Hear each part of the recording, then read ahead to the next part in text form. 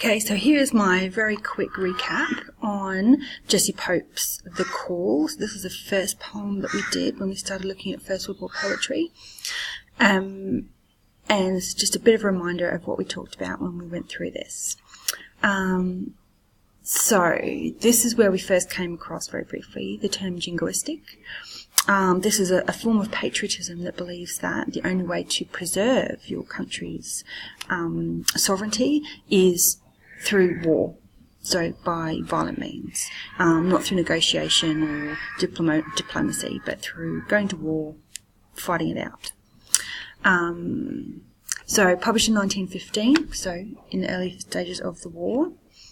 And the first thing we really established about this poem was the regular rhyme scheme. And we've already, so in the annotating a poem video that I did, I used this as the example of how to annotate a rhyme scheme. So we identified it has a regular rhyme scheme throughout its stanzas. So we've got an A, so Trench and French get that A scheme, first sort of the alphabet denoting the first rhyme. Laddie, laddie, laddie, so although it's the same word, it does rhyme. So we gave that a B.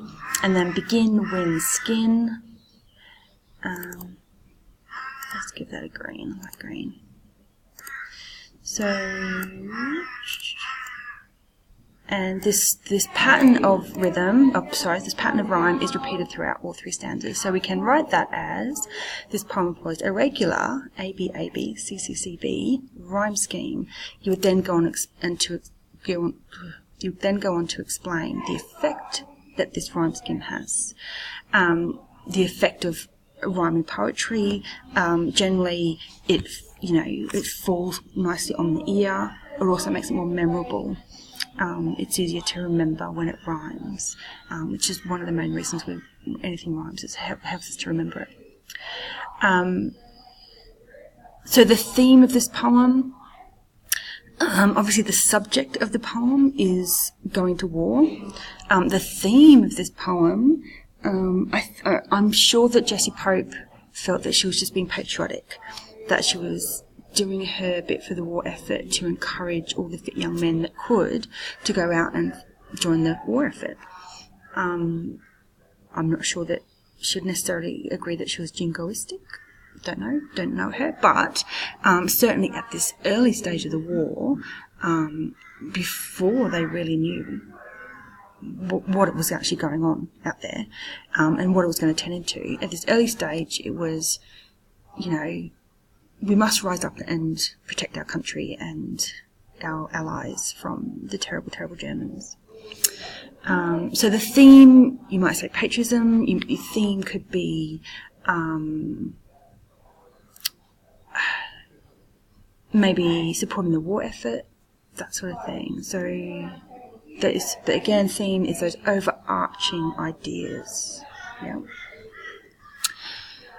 So her repetitive use of my laddie, so all the way through the poem, my laddie, I have always seen this as, a figurative pointing the finger.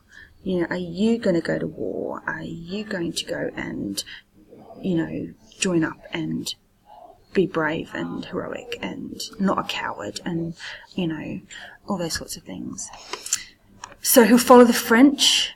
So France was an ally because France was at war with Germany, the UK, so England, and therefore, or every country that was associated with England under its empire at the time, also went to war.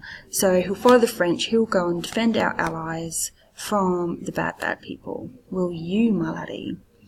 Who's fretting, so keen, like really, kind of just dying to get out there, who's fretting to begin, who's going out to win. Obviously there was no doubt in anyone's mind that they would just quickly and easily win this war over Germany and Austria. And then who wants to save his skin? Do you, my laddie? So she twists it in these last two lines. Are you going to go out and be brave and, defend our allies? Or are you going to crawl into a hole and save yourself? Which one are you going to be? Second stanza, who's for the khaki suit, so the army uniform? Are you, my laddie? Certainly at the time, everything was army. There wasn't really a clear separation between army, air force, navy at this time. Pretty much everyone's in the army, doing different jobs in the army. So the khaki suit, definitely associated with the army. Are you, my laddie, who longs to charge and shoot? Such a heroic image. This is one of those, really the last time that any major conflict involved men running at each other, shooting and fighting with swords and things. So who's keen to get out there and shoot down the enemies? Who's keen on getting fit? So obviously he's very physical. Who means to show his grit? So his determination, his courage, his ability to tough things out. Or who'd rather wait a bit and see if it just finishes before Christmas, because that's what the catch cry was. It'll be over before Christmas. So who would rather wait? Would you, my laddie? Which one are you going to be? Third stanza. Who'll earn the empire's thanks? So medals, honours, that kind of thing. At this time it was the empire.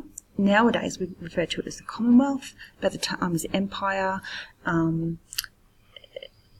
Queen Victoria, previous monarch, had conquered a whole bunch of lands and made herself Empress of India and things like that. So she called it basically the Empire of the United Kingdom. So he'll earn those thanks from the king at the time. Will you? Ooh.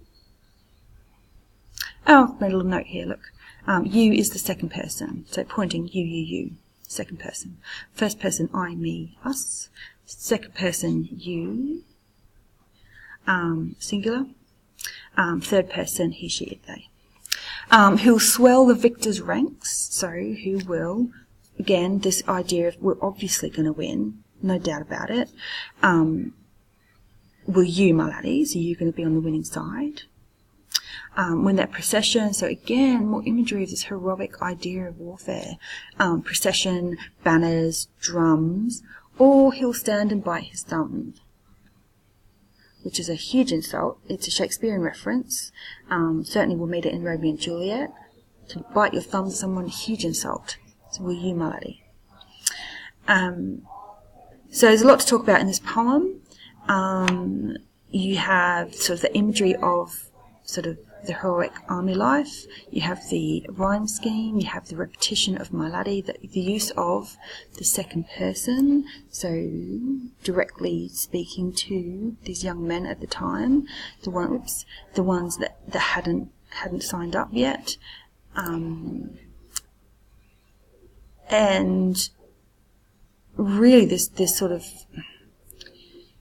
really energetic kind of king, kind of, yeah, we're going to win, it's going to be awesome. That optimism that wasn't very long-lived, to be honest. As soon as the casualty list started rolling in, and as soon as poems, poetry and like Wilbur Owen's or the news reports and the newsreels came rolling in, then this kind of attitude really died out. Okay, so that is my, not as quick as I was hoping for, reanalysis. Again, quick and dirty. Not everything you could possibly say about this poem, but certainly gives you enough to be going on if you're using this poem in your assessment task. Alright, see ya.